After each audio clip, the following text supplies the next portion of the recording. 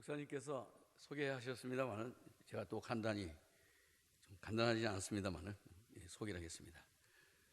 저는 모 교회가 경기도 양주군, 지금은 남양주시라고 되어 있습니다만은 용진교회라고 1907년에 세워진 교회에서 초등학교까지 지냈고, 또 중학교 입학하면서 서울 와서 1949년에 세문안교회에 가게 됐습니다. 그래서 거기서 중학교, 고등학교, 대학교, 신학교 졸업할 때까지 신앙 훈련을 받았습니다. 사실 49년에 오니까 우리 고모님이, 우리 강 목사님이 성장하신 그 연동교회 권사님이었어요. 8.15 해방 전후로 해서 4년 동안 거기서 전도사를 하셨답니다. 근데 제가 왔을 때는 권사님이었어요.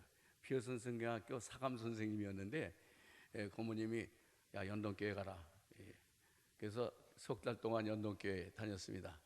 그러다가 고모님이, 우리 고모님은 전도사님이지만 좀 현실적인 분이었어요.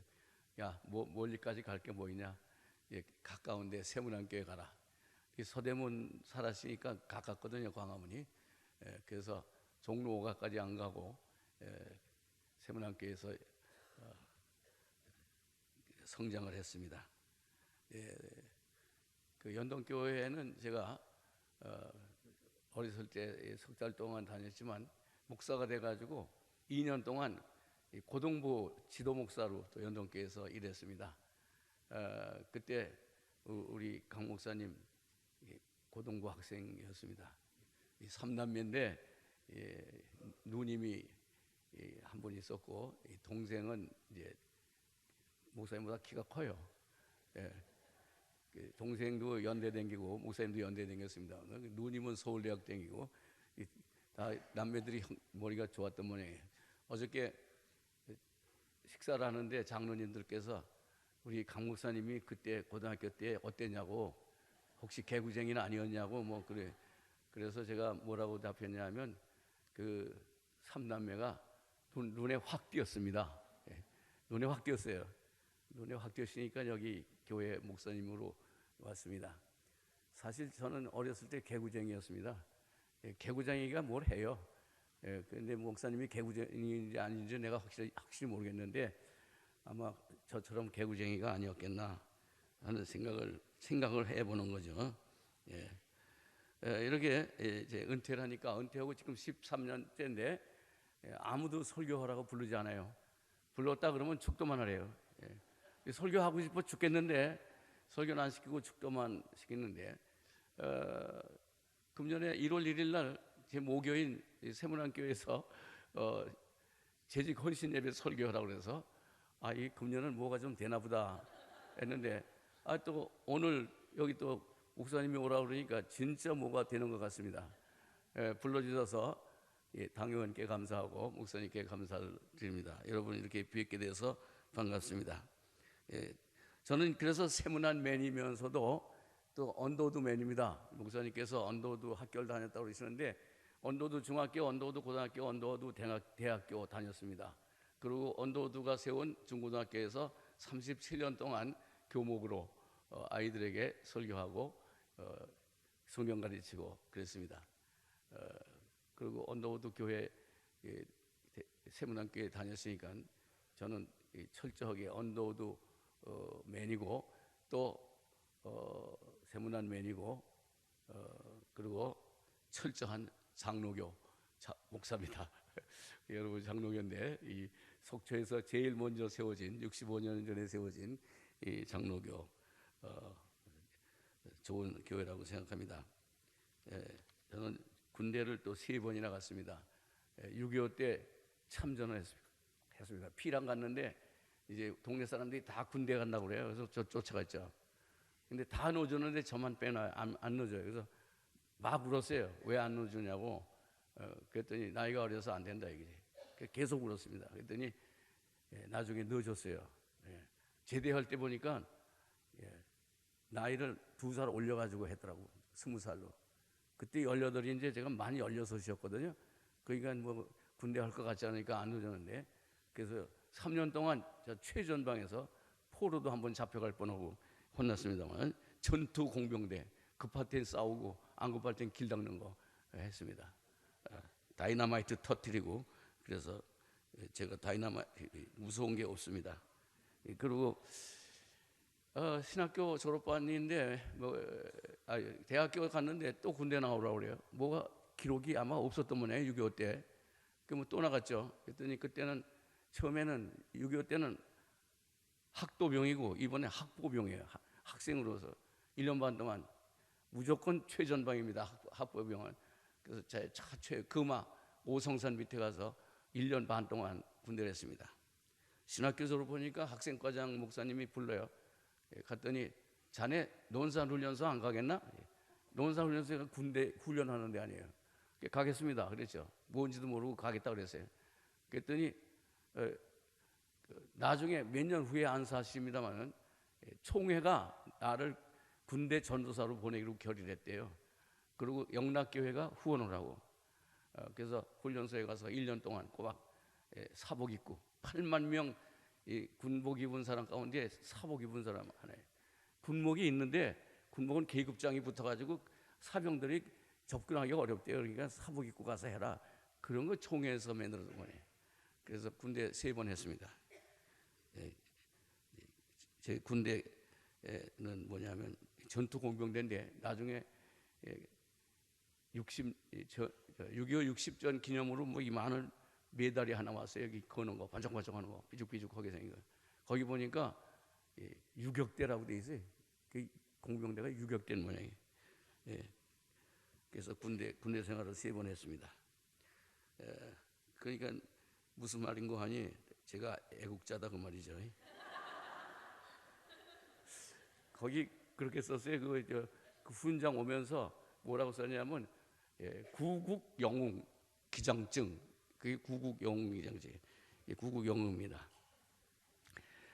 우리 그 석초중앙교회 아주 훌륭한 교회인데 생텍쥐베리라는 사람이 어린 왕자를 썼어요. 오래전에 읽은 책인데 거기 보면은 사막이 아름다운 것은 오아시스가 있기 때문이다 그랬습니다.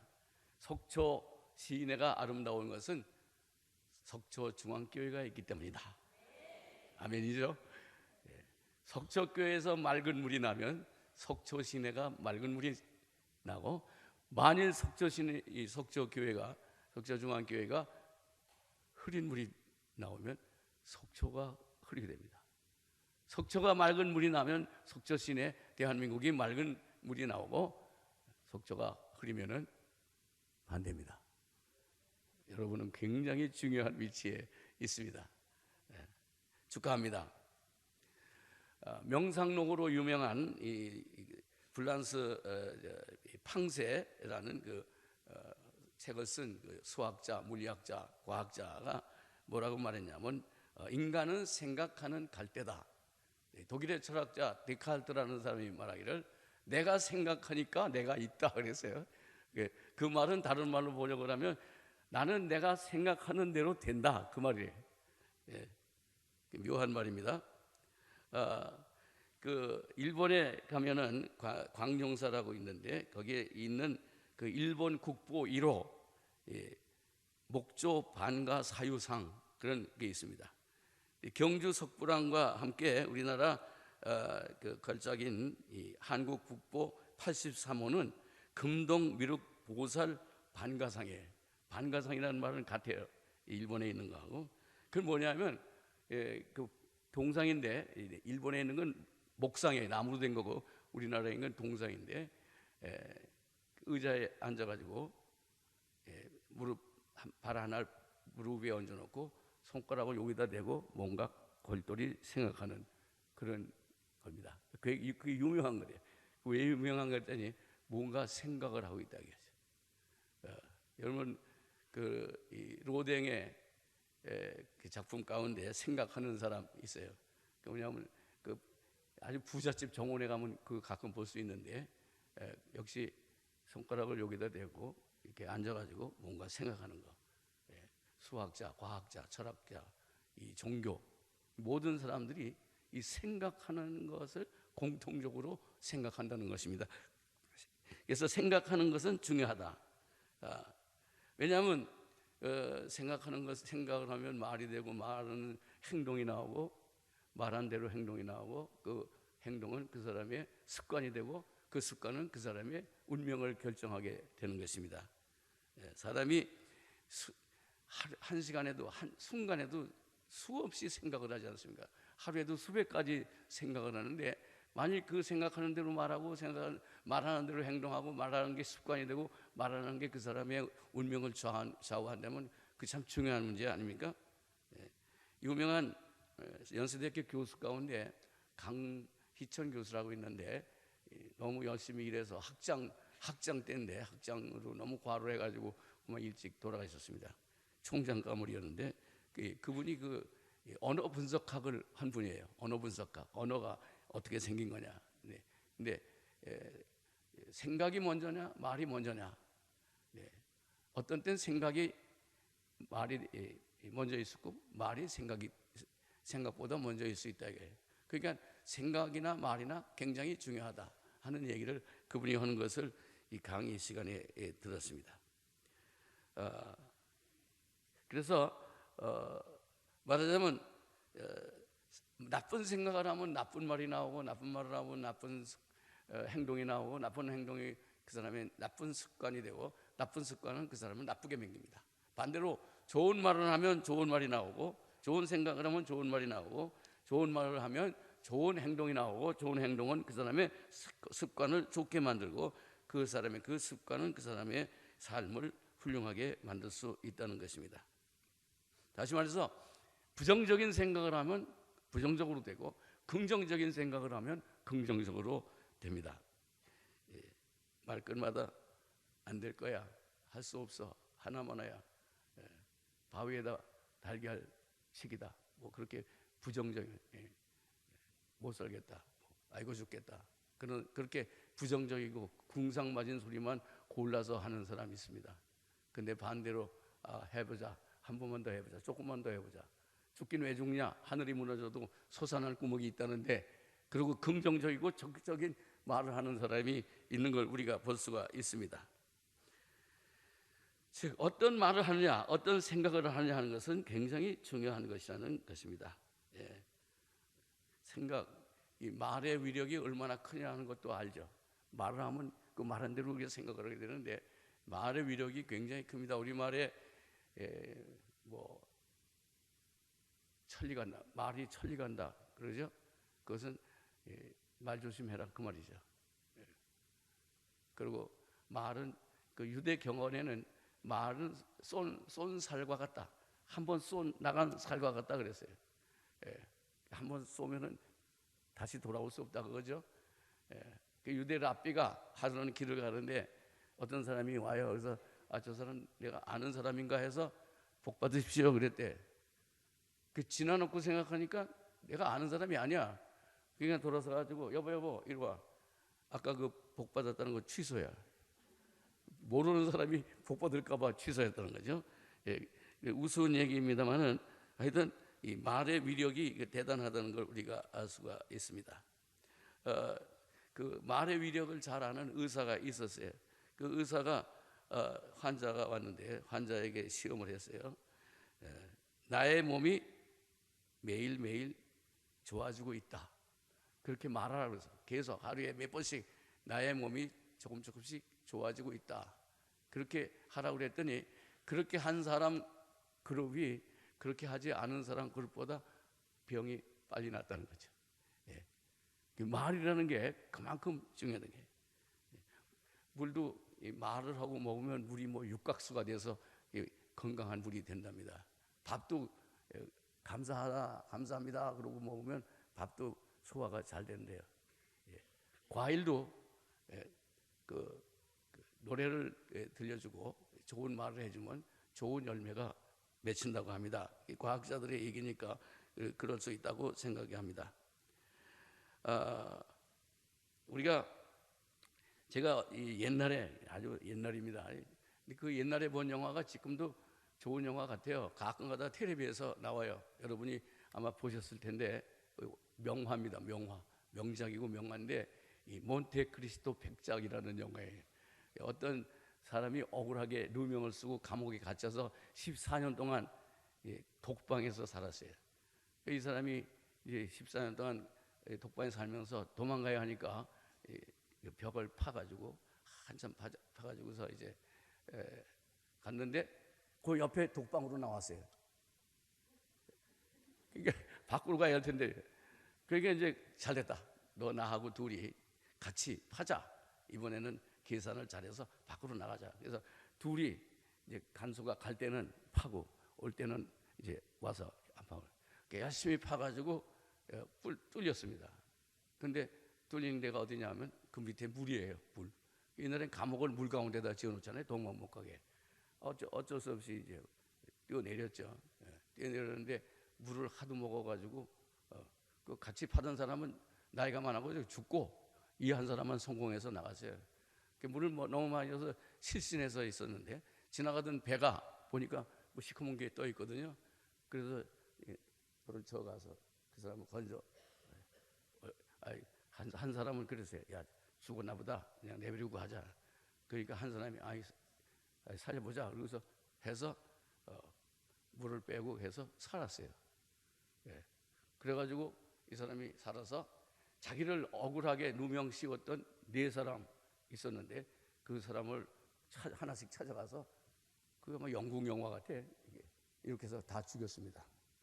다 죽이라는 얘기가 아니고 그 한 사람은 희망이 없다. 이제 죽었나 보다. 그런데 살려보자. 살 수 있겠다.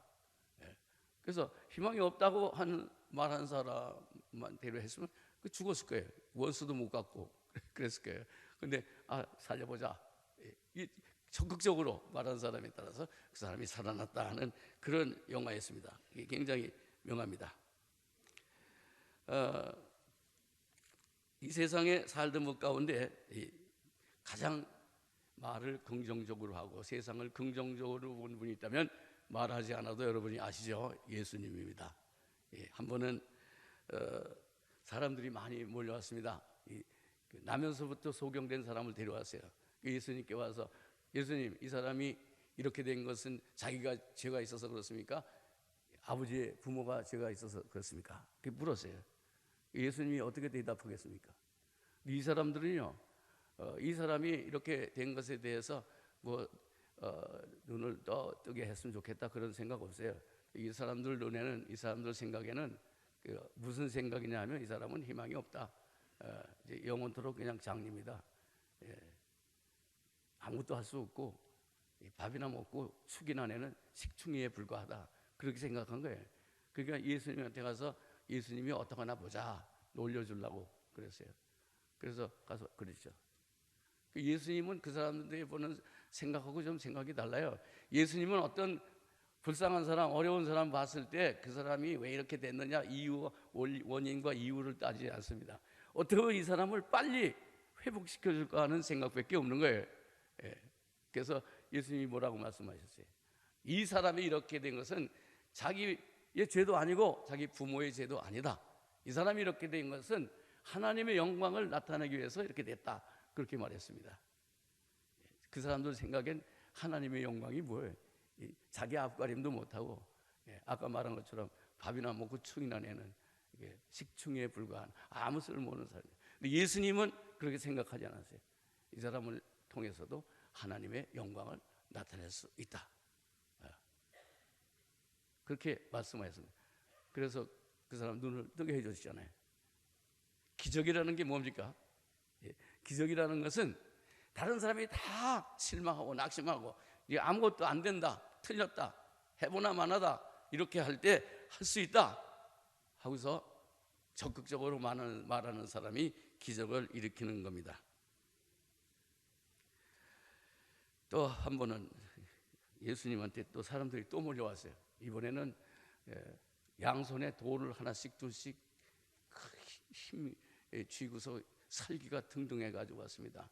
누굴 데려왔냐면 가늠하다가 현장에서 잡힌 여인을 질질 끌고 왔어요. 치마가 다 찢어지고 흙이 묻고 얼굴은 창백하게 고개를 들지 못하고 푹 숙였어요. 죽은 거나 마찬가지예요. 이 사람들 생각에는 이건 죽었어요. 왜냐하면 모세법에 의하면 현장에서 가늠하다 잡힌 사람은 돌을 쳐서 죽이게 돼 있거든요. 예. 그러니까 그 사람들 생각은 이 아이는 이건 죽어야 한다, 그런 생각을 가진 거예요. 예. 근데 예수님은 그렇지 않잖아요. 예수님은 생각이 달라요. 그러니까 대답을 안 하고 뭐 엎드려서 뭐 땅에다 뭘 쓰셨다고 했잖아요. 성경에는 뭘 썼는지 얘기가 없는데 그 옛날 사본 900년대에 발견된 사본에는 그런 게 써있대. 남자들의 죄를 썼대, 예수님이. 남자들의 죄 뻔하지 않아요. 예. 그러니까 예수님께서 다시 이제 쓰고 일어나니까 빨리 말해라. 죽일 거냐 살릴 거냐. 예수님은 죽이느냐 살리느냐에 대해서는 관심이 없습니다. 아까 말한 것처럼 어떻게 하면 이 여인을 살려줄까, 이런 생각만 한 거예요. 그래서 예수님께서 그랬어요. 거기 있는 사람들, 지금 돌멩이 하나씩 둘씩 설교가 등등한 사람들 향해서 너희 가운데 죄 없는 사람이 먼저 돌로 쳐라. 이 사람들은 오래간만에 자기를 생각할 수 있는 시간을 가진 거예요. 예수님이 굉장히 심리학자 같아. 생각할 기회를 줬어요. 너희 가운데 죄가 없다고 생각하는 사람은 돌을 들어서 쳐라 그랬습니다. 모처럼 만에 자기들을 내면을 볼 수 있게 생겼어요. 가만히 생각하니까 다 죄인이야. 이 여인하고 자기들하고 차이가 있다면 이 여인은 현장에서 들킨 것뿐이고 자기들은 들키지 않은 것뿐에 차이가 없습니다. 모처럼 스스로를 생각해 본 이 사람들이 양손에 힘있게 들었던 그 돌을 힘없이 하나 둘 놓고 다 가버렸습니다. 사면이 조용해졌습니다. 예수님께서 말씀했습니다. 너를 정죄하는 자가 있느냐? 예수님의 부드러운 음성을 듣고 비로소 고개를 들었습니다. 예수님의 인자하신 얼굴을 봤습니다. 아무도 나를 정죄하는 사람이 없습니다. 그렇게 말했습니다. 나도 너를 정죄하지 않는다. 다시는 가서 그런 짓을 하지 말아라. 죄를 지은 건 사실이고 죄를 지은 건 나쁜 거죠. 그러나 다시 그런 짓을 하지 않으면 새 사람이 될 수 있다는 겁니다. 이 성경이 창세기서부터 묵시록 마지막 장까지 다 복음이지만 이 예수님의 오늘 이 말씀, 다시는 그런 짓을 하지 않으면 새 사람이 될 수 있다. 사람이 죄를 질 수밖에 없고 사는 사람들이라면 이 말씀은 복음입니다. 기쁜 소식입니다. 그 뉴스. 제 이름이 김종희입니다. 세북금이라고 그러지만 저는 금금이라고. 금자네, 금금. 그 다음에 종은 세북종. 그 종자는 옆에 금자가 붙었어요. 금으로 맹긴 종. 희자는 기쁘리. 기쁜 말만, 소식만 하는 종. 그래서 순금으로 만든 기쁜 소식이 나는 종이다. 우리 할아버지가 지었는지 모르겠는데 내가 목사가 될 건 미리 알고 너는 기쁜 소식을 전하는 사람이다. 이 얘기를 제가 학교에 있을 때 가르쳤더니 다른 건 다 잊어버렸는데 자기 그 생각만 난대요.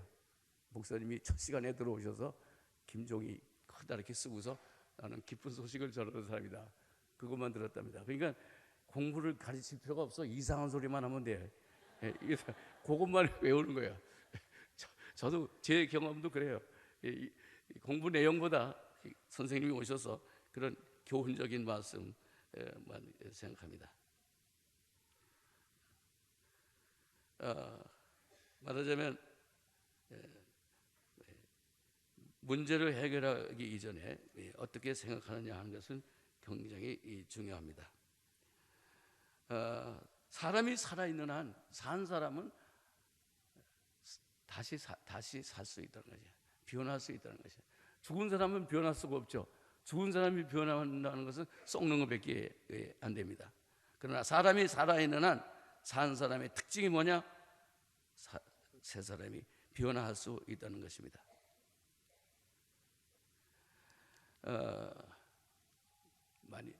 만일 예수님께서 살려줘라 그랬으면요, 이 사람들이 이 사람 예언자라고 우리가 알고 있는데 모세나 엘리야처럼 유명한 예언자라고 알고 있는데 사람을 이 사람을 살려주래. 법에 의하면 돌려서 죽이게 돼 있는데 살리라 그러면 어떻게? 이 사람이 무식한 놈이네 이제 보니까. 듣던 거하고는 다르네. 그렇게 말했을 거예요. 또 죽여라 그러면 어떡합니까? 이 사람 뭐 동네마다 마을마다 다니면서 사랑해라 사랑해라 그랬는데 이제 알고 보니까 이거 아주 잔인한 놈이네. 이거 별 볼거 없네 그랬을 거예요. 그러나 예수님은 그런 사람들의 그 얕은 꾀에 넘어가지 않았습니다. 예수님은 어떻게 하면 이 여자를 살려줄까 하는 좋은 생각만 가졌던 분인 것입니다.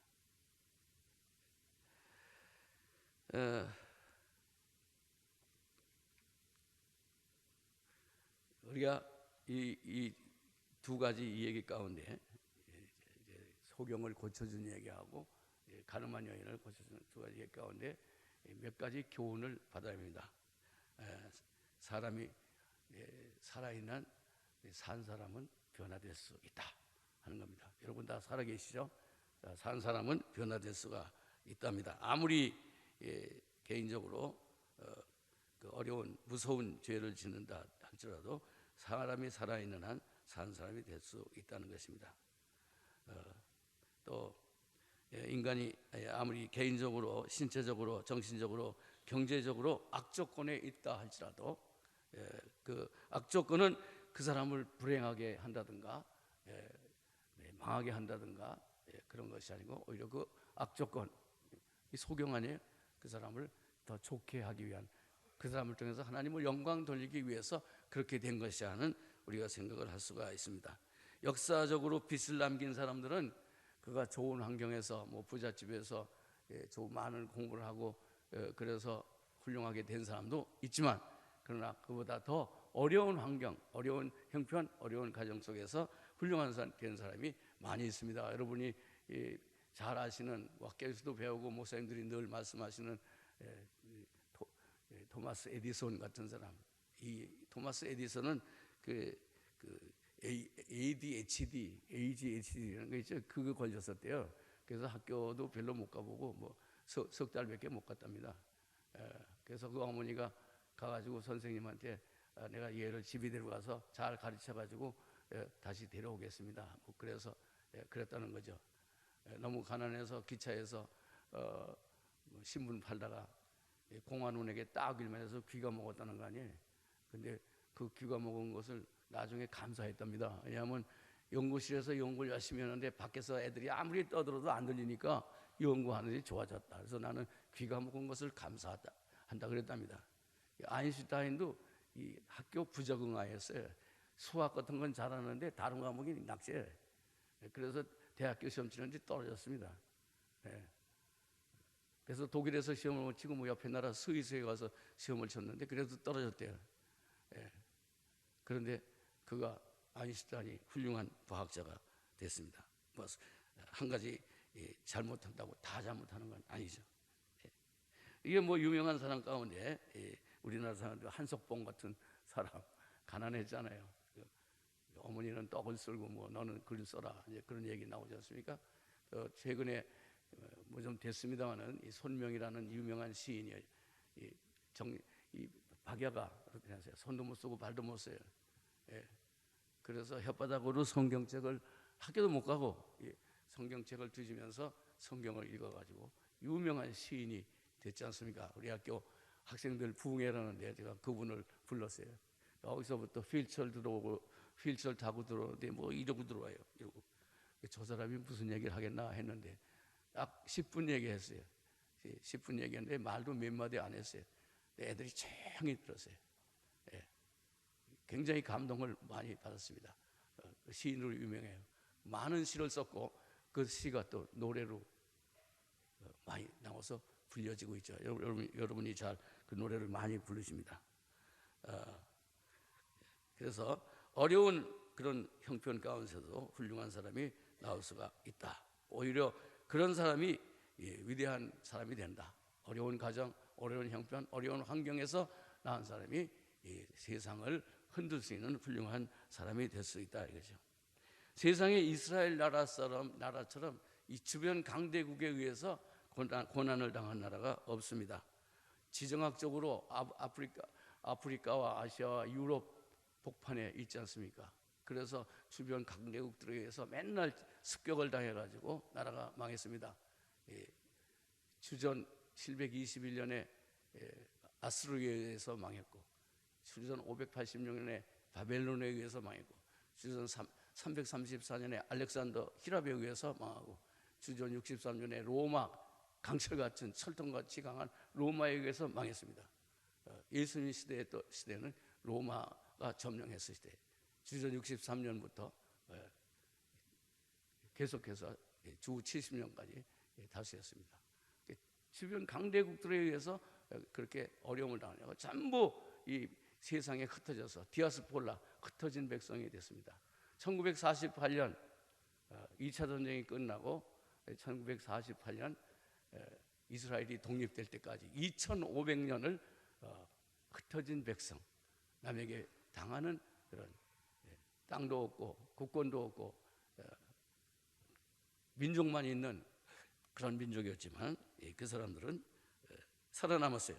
왜냐하면 그리고 우리나라 강원도만한 땅에, 강원도보다 클까 작을까 아주 박토예요. 제가 가보니까 돌이 많아요. 돌이 많고 물이 없어요. 포도밭이 있는데 포도밭 밑에 고무 호수가 쫙 깔려 있어요. 땅이 안 보일 정도가 있어요. 포도나무 하나마다 호수 하나씩 대놓은 거예요. 그 갈릴리 바다에서 내려와 끌어다가 그렇게 했답니다. 그렇게 박토입니다. 그런데도 그 사람들은 이것은 하나님께서 우리에게 주신 젖과 꿀이 흐르는 땅이다. 젖과 꿀이 흐르고 그냥 물도 없는데 적극적으로 긍정적으로 하나님께 감사하는 말로 열심히 해가지고 지금 400만 밖에 안 되는 인구를 가지고 그 주변에 있는 아랍 국가 1억의 국가를 버티고 있습니다. 하나님이 주신 땅에서 우리는 살아야겠다는 거예요. 우리나라도 마찬가지입니다. 우리나라도 자원이 풍부하지도 못한 나라입니다. 남북으로 갈라져 있습니다. 역사가들의 연구에 의하면 976회나 외침을 당한 거예요. 남을 칠 줄 모르고 맨날 얻어맞기만 했습니다. 이같이 쓰라린 역사적 경험은 우리 민족을 끈질긴 민족으로 만들었습니다. 안경이 잘 안 보여요. 이렇게 잘 보여요.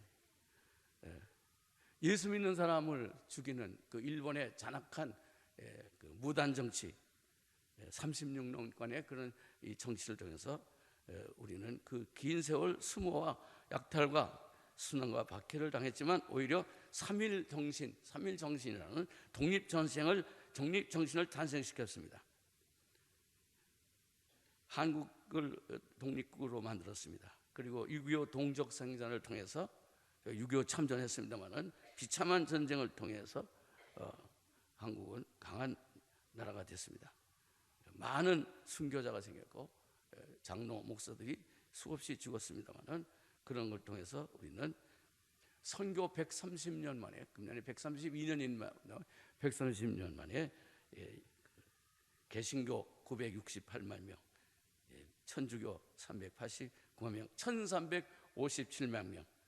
작년 통계입니다. 우리나라 통계청에서 낸 통계입니다. 강한 기독교를 만들었습니다. 그뿐만 아닙니다. 이승만 문민 독재를 거치고 6.25 동족상전의 뼈저린 비극을 체험하면서 또 18년간의 유신 독재, 12년간의 잔인한 군사정권을 거치는 동안에 우리나라는 나라의 자유와 민주주의와 평화, 통일이 그리고 민주화 중요한 그런 교훈을 터득했습니다. 그리고 오늘 모든 세계 지도자들의 지지를 얻고 전 세계의 주목을 이끄는 그런 나라가 됐습니다. 한때 햇빛 정책의 평화 통일의 남북 통일이 정책을 꽃을 피우는 줄 알았더니 그때 무산됐습니다. 화합과 화해가 얼마나 중요한가 하는 것을 그것을 통해서 우리는 배웠습니다. 노무현 정권 하에서 극우, 극좌, 좌가 뭐냐, 우가 뭐냐 하는 것을 우리가 배웠습니다. 이명박 정부에 또 희망을 걸었습니다. 남북 대립이 오히려 더 심화되었습니다. 통일 대박론을 폈던 이 박 대통령이 탄핵을 받는 지경에 이르렀습니다.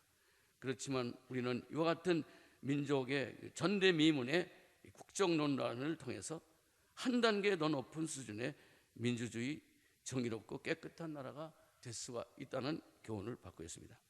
아까 장로님 기도 가운데 정직하고 정의로운 나라가 되게 해달라는 기도를 아마 그래서 하신 것 같습니다. 더 성숙한 국민. 여러분, 데모를 하면은 사고가 생기잖아요. 근데 이번에 데모를 한두 번도 아니고 지금 매 토요일마다 하는데 한 번도 어저께 저녁에도 했는데 사고 없었어요. 저도 3번 나갔습니다. 11월 12일 날 종로 5가 100주년 우리 교회 100주년 기념관에서 목사 150명이 모여서 기도회 하고, 그러고서 커다란 피켓에 하야 써가지고 종로 5가 4가 3가 2가 1가 광화문까지 가서 경찰하고 대치했어요. 12시에 예배를 봤는데 거기 가니까 3시에. 그때 사람이 별로 없었어요. 근데 저 청와대로 가려고 그러니까 경찰이 꽉 막고 못 가게 해요. 그러니까 우리 가야 한다. 우리 대통령한테 이 하야 성명서 좀 내야겠다 그랬더니 좀 기다리시라고. 못 간다고. 1시간 동안 야단을 쳤죠 거기서. 그랬더니 뭐 청와대 연락관이 왔다고 그래요. 그래서 같이 갔던 사람 걸 대표로 봉투에다가 대통령 하야하시라고 성명서를 발표했습니다. 12월 5일 날은 이 종로 5가에서 역시 한 300명의 목사들이, 장로교 목사들이 모여서 2시간 동안 기도회를 하고 2시에 시작했는데 또 1가 2가 3가 5가 4가 3가 2가 1가 광화문까지 가는데 저는 이제 늙어가지고 힘이 없어가지고 1가까지 갔다가 지하철 타고 집으로 갔습니다. 며칠 후 12월 8일 날 광화문 중앙광장에서 한 1000여 명의 목사, 신부, 개신교, 구교, 성공회 뭐 할 거 없이 감리교, 장로교 다 할 것 없이 한 1000여 명이 기독교 협의회라는 그 단체가 있지 않습니까? 거기 모여서 그 세종대왕 앞에서 예배를 드리고, 그리고 큰 대형 십자가를 들고서 행진을, 청와대를 향해서 행진을 했습니다. 2시에 했는데 저는 또 3시에 어디 갈 일이 있어가지고 2시까지만 하고 3시까지만 하고 그만뒀습니다. 이런 이것은 앞으로 우리나라가 이런 어려움을 통해서, 이런 진통을 통해서 그동안에 쌓였던 이 불의와 부정직함 이런 것이 다 없어지고 정말로 이제는 한번 새로운 나라가 되겠다 하는 얘기예요. 여러분 1987년도 기억하시죠? 6월 항쟁. 6월 항쟁은 그 군사정권 하에서 박정철인가 누가 뭐 고문을 했는데 뭐 탁 쳤더니 억하고 죽었다고 뭐 그래가지고 그 어저께 30년 기념 횃불 예배를, 횃불 집회를 하는 걸 봤습니다. 그때 150만 명이 밖에 나왔지 않습니까? 근데 어떤 목사가 나 학교에 있는데, 목사님 차 가지고 나오셔서 좀 경적을 울리세요 그래요. 그래서 공부하다 말고 차 가지고 저 광화문 가가지고 저 동대문까지 가면서 경적을 울렸습니다. 사람들이 수없이 나와 있었어요. 좀 겁나더라고요. 을지로통으로 가려고 했더니 너무 많아가지고 사람이 갈 수가 없었습니다. 이런 상황 속에서 우리는 새로운 나라가 탄생할 수 있는 것입니다. 앞으로 이런 어려움을 겪으면 우리나라는 훌륭한 나라가 될 수 있는 기회가 되는 것입니다. 우리나라는 종교박물관입니다. 종교가 세계 3대 종교가 다 있어요. 한국 3대 종교가 다 있습니다. 유사종교, 사이비 종교, 무당, 부교, 별거 다 있어요. 민족 종교. 제가 종교를 연구 좀 했습니다. 우리 기독교 학교 교과서를 썼는데 종교 부분을 날 보고 쓰라고 그래요. 그래서 종교 부분을 제가 썼는데 그때 연구 많이 했습니다. 많은 종교들이 이 박물관처럼 있는데 갈등이 나오지 않겠습니까? 그러나 갈등을 통해서 화합이 얼마나 중요한가 하는 것을 우리가 배우게 될 것입니다. 속담에 이런 게 있어요. 시련 후에 그 사람의 지조를 알 수 있다. 세상이 어지러워 보아야 충신이 누군지 알 수 있다. 가난을 지내보아야 선비의 청렴을 알 수 있다. 큰일을 치러 보아야 그 집안이 어떤 것을 알 수 있다.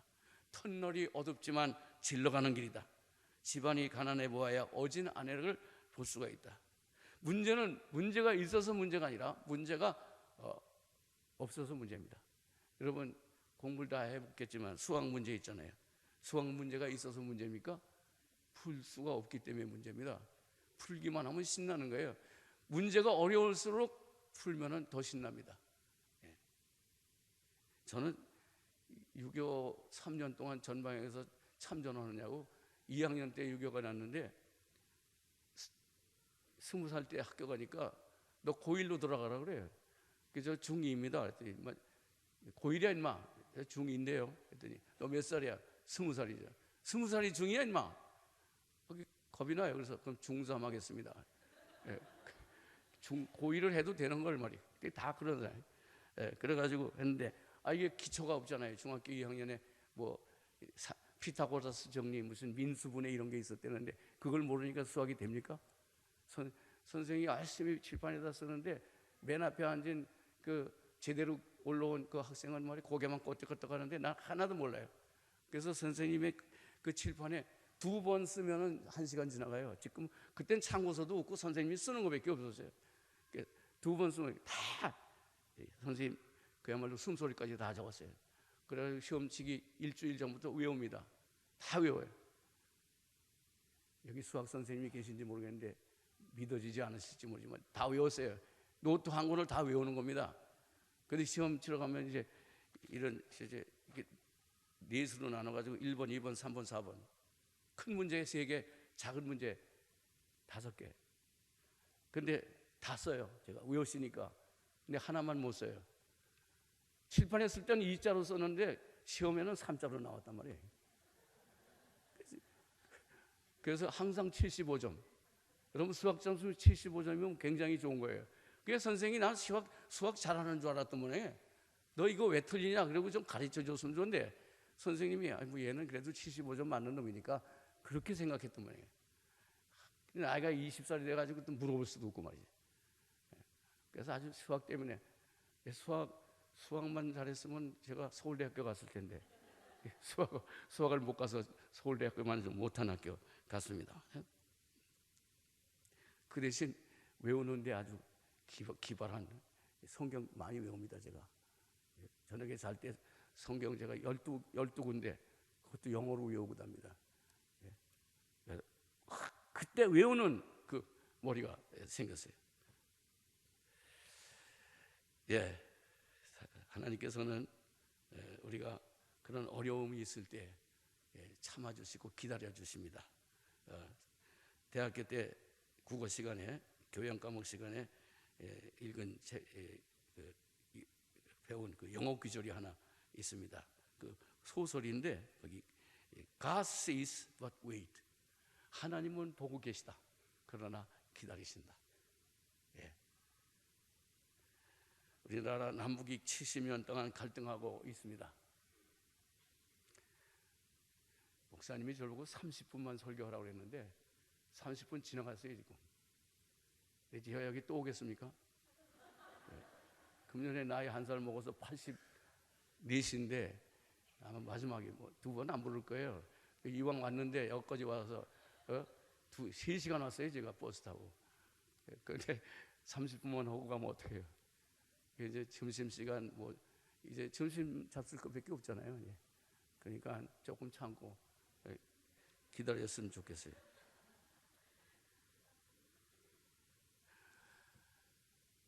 우리가 이 예수님의 2가지 비교훈을 통해서 2번째 사람은 변화할 수 있다.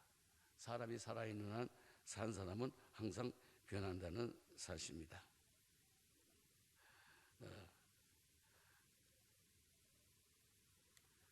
사도 바울 선생님이 능력 주시는 자 안에서 모든 것을 할 수 있다 그랬어요.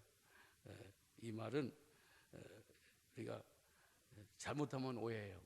뭐든지 다 한다고 생각하면 안 돼. 뭐든지 다 하는 게 아니고 우리가 어려움을 당할 때 그 어려움을 이길 수 있다는 거지.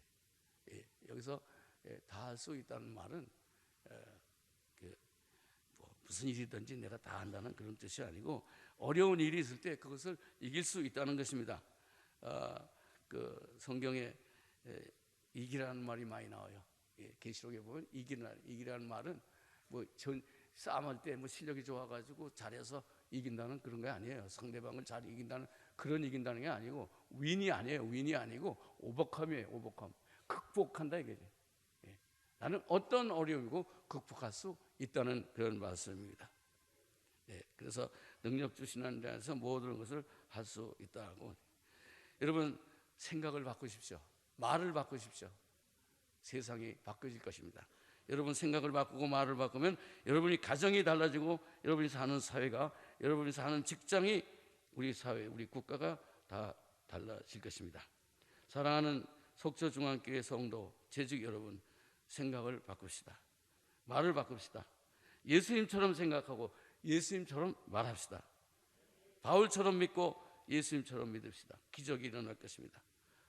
오늘 이 시간 하나님께 예배드린 모든 성도들이 기적을 일으킬 수가 있습니다. 우리 동네 제가 어렸을 때 초등학교 가기 전에 바로 옆에 할머니 계셨는데 권사님이에요. 두 분 장로님 어머니니까 머리가 하얘요. 근데 제가 팽이 치러 그 할머니 집에 갑니다. 우리 바깥 마당은 굉장히 넓어요. 그 집 앞마당은 봉당이에요. 봉당 좁아요. 팽이를 치면 넓은 데서 쳐야 이게 팍 하면서 윙윙 울잖아요. 서울 팽이는 안 울어요. 기계로 깎아서 몇 개 넣기 때문에 안 오는데 우리는 복칼로 깎았거든요.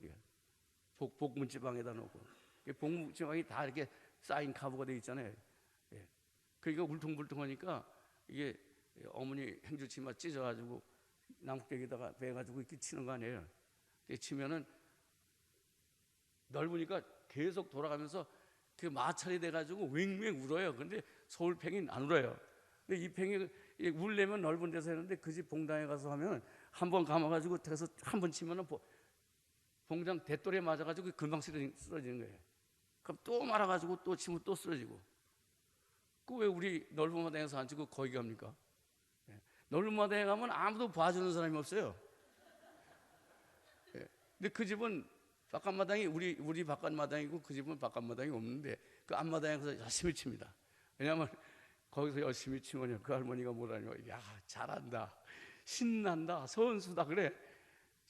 잘하긴 뭘 잘해 그냥 금방 쓰러지는데 선수긴 뭘 잘해. 초등학교도 안 가지고 아주 개구녕 빠지 입고 지금 다니는 파인데 그 할머니는요 내 현재만 보지 않고 미래를 본 거예요. 지금은 잘 못하지만 앞으로 잘할 것이다. 지금은 선수가 아니지만 앞으로 선수가 될 것이다. 그렇게 생각한 거예요. 굉장히 훌륭한 할머니였습니다. 여러분 제가 지금 신나게 설교하지 않습니까? 만약 그 할머니가 그때 날 보고 야 임마 귀찮다 너희 바깥마당 넓은 데 가서 쳐라 그랬으면 나는 귀찮은 존재가 됐을 거고 다시는 팽이도 안 쳤을 거고 그리고 어깨가 축 처가지고 어디 가서 지금 이러고 있을지 모르겠네요. 그 할머니의 그 말이 지금도 생생합니다. 말을 한마디 한다는 게 그런 긍정적인 적극적인 말을 한다는 게 굉장히 중요합니다. 한번 우리 아이의 성적표를 보니까 수, 우, 미, 양, 가, 양, 가. 여러분 그럼 뭐라고 내가 그랬어요? 내가 이랬어요. 야 골고루 있어서 좋다. 야단 맞을 줄 알았는데 골고루 있어서 좋다니까 무슨 말인지 잘 모르는 것 같아요. 멍하고 있어요. 그 뒤를 보니까 담임 선생님 난 있잖아요. 이 아이는 매사에 협조적입니다 그랬더라고. 이거예요. 이거 봐. 너는 매사에 협조적이라고 그랬어.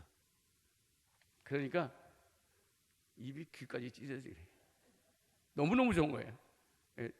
야단 맞을 줄 알았는데 칭찬을 받은 거 아니에요.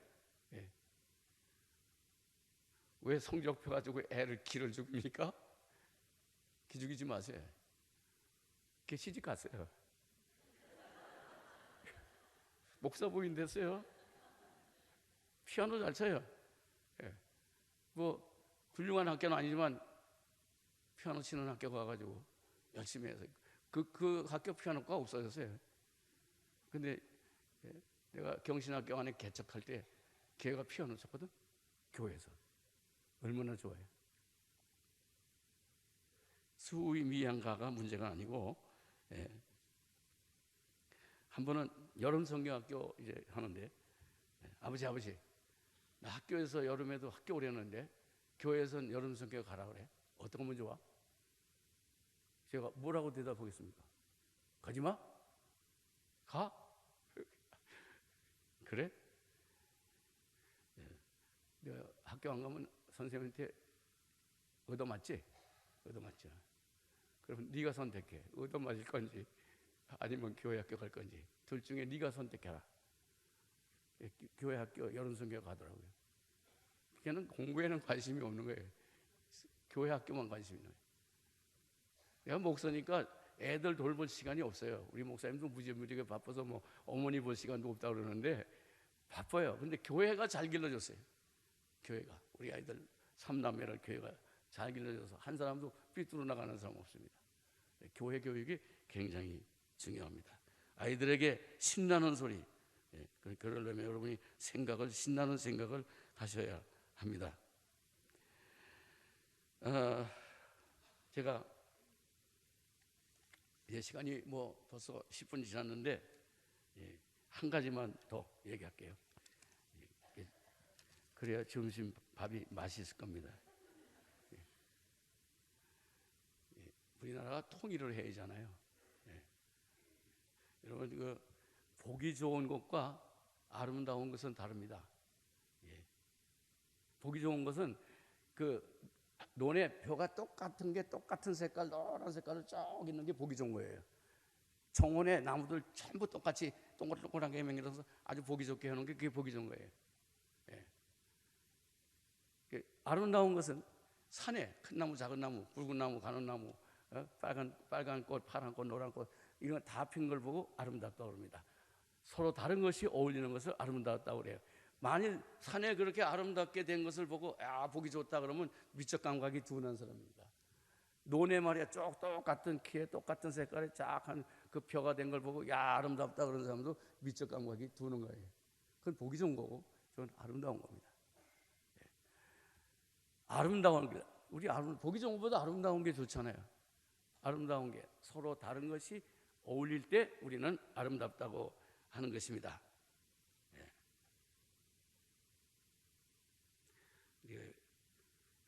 남한과 북한이 서로 달라요. 6.25 해방된 지 지금 72년이 넘었는데도 서로 다르기 때문에 갈등하고 있습니다. 이 다른 것이 합한다면 얼마나 좋겠습니까? 그 유명한 연세대학교 교수 한 분이 그 김동길 박사라고 잘 아실 거예요. 그분이 뭐라고 그랬냐면 6.25 때 남쪽으로 쳐들어왔을 때 부산까지 갔을 때 통일이 됐으면 얼마나 빨리 됐겠냐. 근데 하나님이 허락 안 했다 이게. 근데 백두산까지 갔을 때 통일됐으면 얼마나 좋았겠냐. 근데 그것도 안 했다는 거죠. 왜 그랬겠냐? 우리나라 해방이 우리 힘으로 하지 않고 남의 힘으로 했기 때문에 뭐가 자유인지 뭐가 평등인지 몰라서 하나님께 자유와 평등을 알 때까지 기다리신 거다 이게. 북쪽은 불완전하나마 평등, 남쪽은 불완전하나마 자유. 북쪽이 그 얼마나 살기가 어렵습니까? 뭐 애들이 뭐 굶어 죽고 그런다고 그러잖아요. 오잖아요. 남쪽으로 오는데 그만큼 살기 힘든 거예요. 근데 거긴 그래도 평등을 한다는 거지. 남쪽엔 얼마나 자유가 많습니까? 우리가 평등하지 못하지 않아요. 이번에 국정 논란의 중심은 뭐 대통령이 뭐 잘못했던가 그런 것보다도요. 우리나라가 자유는 있는데 평등하지 못하다는 거예요. 이번에 이거 완전히 바꾸겠다는 겁니다.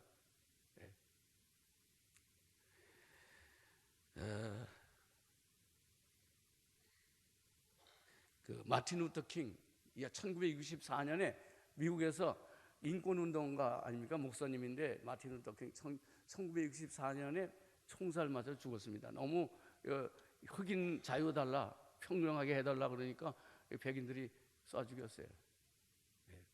그때 제가 대학교 다닐 때입니다. 그분이 이런 꿈을 꿨어요. 나는 꿈을 꾸노라. 저 미국 북부에서 저 남부까지 자유의 정이 울릴 꿈을 꾸노라. 나는 꿈을 꾸노라.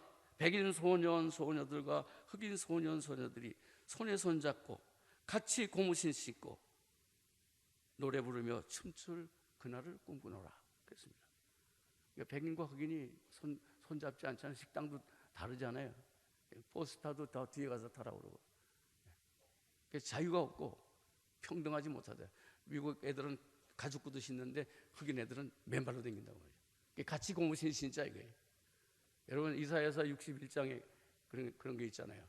시간이 없어서 다 읽어드릴 시간 없는데 사자와 소가 같이 풀을 뜯는다. 사자는 고기 먹는 게 사자지. 소는 풀을 뜯는 거 아니에요. 근데 사자하고 소하고 같이 풀을 먹는다 이게. 누군 고기 먹고 누군 배고프고 그게 아니고 같이 밥상 공동체 얘기입니다. 그게 동물 얘기가 아니에요. 그래서 마틴 루터킹이 제가 그 마틴 루터킹의 그 꿈을 이렇게 꿈꿔봤습니다. 나는 꿈을 꾸노라. 백두산에서 한라산까지 통일의 종이 울릴 꿈을 꾸노라. 나는 꿈을 꾸노라. 남한 소년 소녀들이 북조선 소년 소녀들과 함께 손잡고 같이 쌀밥 먹고 같이 고운 옷 입는 꿈을 꾸노라. 사랑하는 속초 중앙교회 여러분, 남과 북이 대결된 상태에서 맨날 부정적인 생각, 북쪽은 나쁘고 남쪽은 좋다 그런 생각만 가지지 마시고 남과 북이 하나가 될 수 있는 그런 생각을 머릿속에 하시기 바랍니다. 그럼 우리나라가 남북통일이 됩니다. 촛불 집회가 참 힘들고 어려운 12번째 했습니다마는 6.25 항쟁 때는 한 번으로 끝났어요. 근데 이번에 12번이나 했습니다. 계속 한답니다. 이것은 아까 장로님 기도한 대로 정직하고 정의로운 사회가 되기 위한 해산의 진통을 하는 겁니다. 여러분 가운데는 혹시 뭐 맨날 왜 데모만 하느냐 그런 분이 있을지 모르지만은 이것은 우리나라가 전혀 새로운 나라가 되기 위한 하나의 진통이라고 생각하시고 기도하시기 바랍니다. 감사합니다. 기도합시다. 사랑이 많으신 하나님 감사합니다. 하나님께서 오늘 이 시간을 통해서 우리에게 예수님의 귀한 말씀을 주신 것을 감사합니다. 예수님처럼 생각하고 예수님처럼 말하고 예수님처럼 행동할 수 있는 속초 중앙교회가 다 될 수 있게 하여 주시옵소서. 그래서 모든 속초 사람이 그렇게 생각하고 모든 대한민국 사람이 그렇게 생각할 수 있는 날이 속히 오게 하여 주시옵소서. 예수님 이름으로 기도드립니다. 아멘.